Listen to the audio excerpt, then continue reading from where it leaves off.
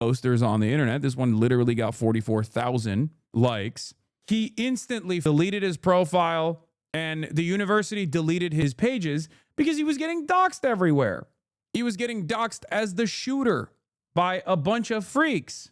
So when Brown University scrubbed its entire website of Mustafa Karbouk, Free Palestine LGBTQ activist, then they used that as additional proof that he definitely was the shooter.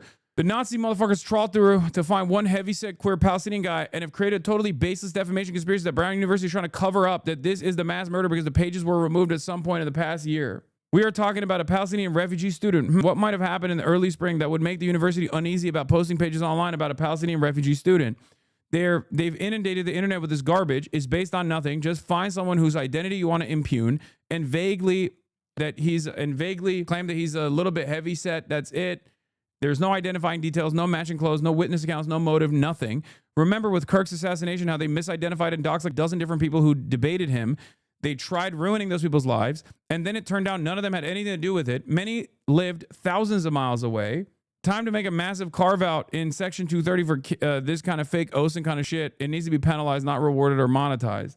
And then there's also this. There's been a huge cover up happening at Brown University. It's been 3 days, over 800 cameras on campus, actively scrubbing down web pages.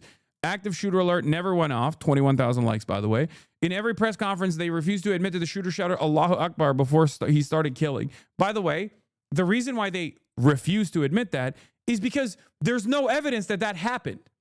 I like that if you've been in here long enough, I've often talked about how people online go along with whatever kind of narratives from afar that they claim is actually happening in instances of parasocial interest, right? And under normal circumstances, people were just laser focused on the suspected relationships between content creators that they watch, or K-pop Twitter and K-pop stan Twitter would focus on their favorite beloved celebrities and whether or not they were interacting with one another in a way. They wanted to find out more information about this kind of stuff. And I never thought that it would get to this degree.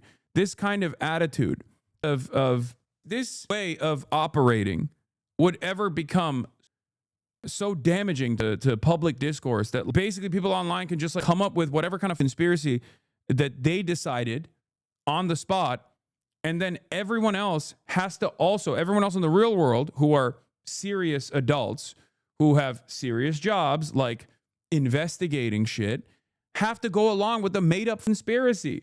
And the very fact that they're not going along with the made-up conspiracy also implies that the conspiracy is real. What the fuck are we doing? It is completely insane. Like you, Keck, I know. Like me, always. It's always says you and never why you believe that I'm engaging in this, or never any evidence as to how I've done this. This is, even by MAGA standards, an extraordinarily stupid conspiracy theory. If a Brown student were the killer, how would scrubbing his profile page help Brown save its skin? It would not erase the fact that he was enrolled at the school, so what difference would it make? Perhaps Palestinian students were getting scrubbed off of their websites specifically because there are entire organizations dedicated to doxing Palestinian students. And also, Sean McGuire, our favorite Islamophobic freak, made a whole 7-minute conspiratorial rant on this. Sean McGuire posted a video rant accusing a queer pro-Palestine Brown student of being the shooter, then quietly deleted it after Brown denied the claim. He's making a strong late-stage push for biggest disgrace of 2025. It seems very likely that the Brown shooter was an ardent pro-Palestine activist of Palestinian heritage. Brown is actively scrubbing his online presence. A student they formerly celebrated. The West is ablaze with terror attacks, and it was all predictable. Brown University now says Mustafa Karbouk is not involved in the mass shooting investigation. As law enforcement officials stated clearly on Tuesday afternoon, if this individual's name had any relevance to the current investigation, they would be actively looking for this individual and providing information publicly. It is insane. And Sean McGuire hasn't stopped on conspiracy posting regardless.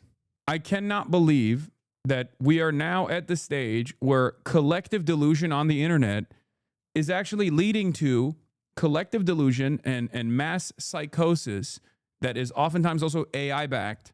This guy goes, asked Gemini. Oh, sick, man. You asked AI? That's awesome. I guess pack up the investigation, I guess. You did an AI overview. Got it. Mass delusion on the internet in a direction of whatever preconceived biases that people may have is enough for people to lean into conspiracy theories. And when there's actual hard evidence that comes out that disproves the conspiracy theories, people just go, nah.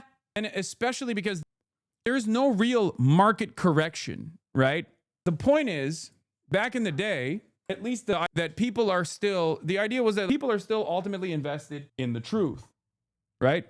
People were invested in the truth, and therefore, if someone was consistently revealed to release misinformation in incidents like this, right, then the market would correct itself. People would stop tuning into that person, right? People would warn that person. People would say, hey, this guy's a straight up liar. They keep leading you astray.